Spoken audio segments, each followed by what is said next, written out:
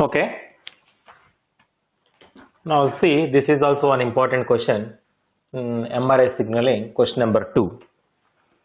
Now what he's saying is, in a digital communication system, bitrate is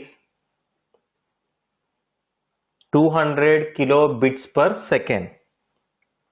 The binary data is transmitted through a channel using M-array PSK. The binary data is transmitted through a channel using M-array PSK. And the bandwidth of the channel is 100 kilohertz.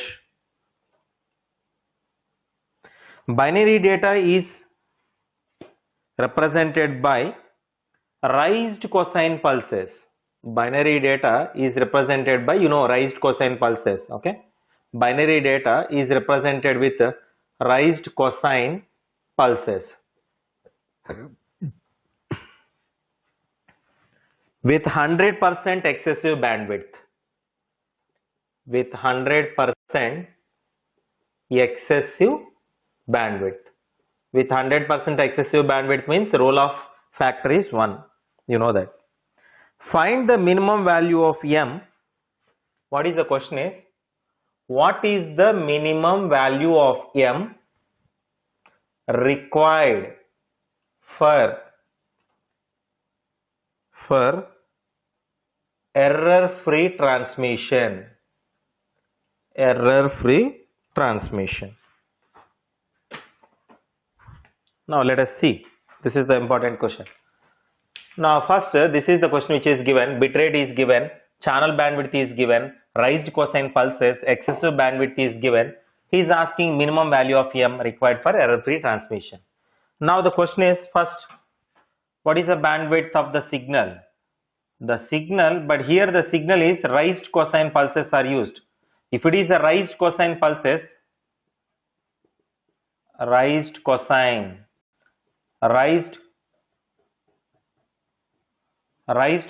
pulses are used instead of rectangular pulses, bandwidth which is equal to RB by 2 into 1 plus alpha.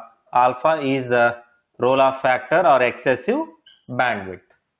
But you know that the bandwidth which is equal to RB by 2, excessive bandwidth of 100% means alpha equal to 1, 1 plus 1, 2.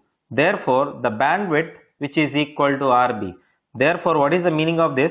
The bandwidth of the raised cosine which is equal to bandwidth of the rectangular pulses. The bandwidth of the rectangular pulses, both are same for alpha equal to 1. This is important. Okay, you know that. So, don't bother about the raised cosine nature here, because raised cosine and rectangular pulses both are same, because here the bandwidth and raised cosine bandwidth of the rectangular pulse both are same. Excessive bandwidth is 100%. Now the question here is, now what is the bandwidth? What is the bandwidth of M-array PSK? What is the bandwidth of 2-array PSK? Like we can write like bandwidth of 2-array PSK. This is a signal. And bandwidth of 4-array PSK. And bandwidth of 8-array PSK. Bandwidth of 16-array PSK. Now you tell me. Now what is the bandwidth of 2-array PSK, which is equal to twice of bitrate, because bitrate by n is baud rate, bandwidth is twice of baud rate, right? So RB by n, here it is 2RB, here RB by 2 and 2 to cancel, therefore this is RB, here RB by 3, so RB by 3, 2 by 3 into RB. Now here RB by 4, RB by 4, 2 times RB by 2. So these are the bandwidths of the signal. So such that, now what is the bit rate? Bit rate is 200. So 2 into 200, 400 kilohertz. Now this is 200 kilohertz. Now this is 2 into 2, 400 kilohertz. 400 kilohertz by 3.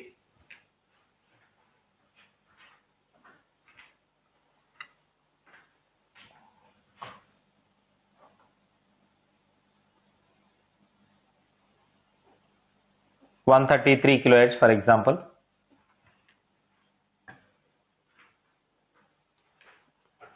Now this is 100 kilohertz. What is the question? He is asking the minimum value of M required for error-free transmission. What is error-free transmission? Without getting any error, without any errors. Without any errors means what is the condition? Without any error means the bandwidth of the signal, the bandwidth of the M array PSK signal, whose bandwidth is always less than or equal to bandwidth of the channel. The signal bandwidth should be always less than the channel bandwidth, or the channel bandwidth should be always greater than the signal bandwidth. But if you are using M equal to 2 array PSK, signal bandwidth itself is 400, errors will occur. Here, error. So not used. Errors will occur. Here also, signal bandwidth is greater than the channel bandwidth. Definitely error will occur. Signal bandwidth is greater than the channel bandwidth. Error will occur. And here this is the channel bandwidth. The channel bandwidth is 100 kHz. Now here the signal bandwidth is 100 kHz. Yes, error free transmission is possible. Now the question is, if error free transmission is possible, what is the minimum value of M? The minimum value of M is 16, which is very, very important question. Note down.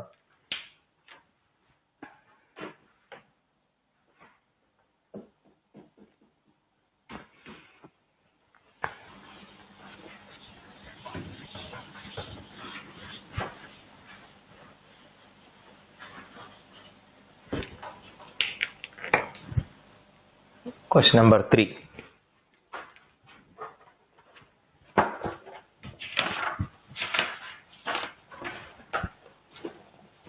Consider a multiplexed signal. Consider a multiplexed signal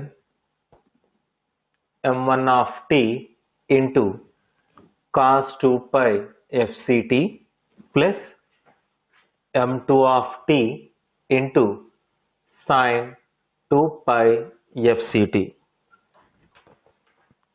Consider a multiplexed signal. Now M1 of t is band limited to 10 kHz. M2 of t is band limited to 20 kHz.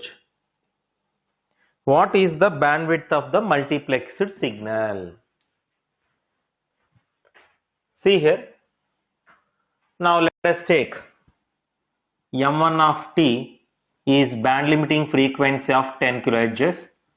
Now message multiplied with carrier means AM or DSBSC. So bandwidth, which is equal to 2 omega, which is equal to 20 kHz. Now similarly M2 of t, now which is band limiting of 20 kHz. Now bandwidth, which is equal to 2 omega, which is equal to 2 into 20, which is equal to 40 kilohertz. Therefore, this is 20 plus 40, which is equal to 60 kilohertz if you are doing separate carriers for message signal 1 and message signal 2. But this is not the question what he is asking. While looking this question itself, you want to identify two message signals, but the same carrier frequency here, this is FC1, here this is FC2, not like that, only a single FC. Therefore, you can have, this is the quadrature carrier multiplexed signal or orthogonal frequency division multiplexed signal. You have to identify by looking this particular problem, and we can identify that. Now, same carrier, single carrier. Now, the first signal is quadrature carrier, means amplitude only. Now, the first signal is modulated with the carrier frequency of Fc.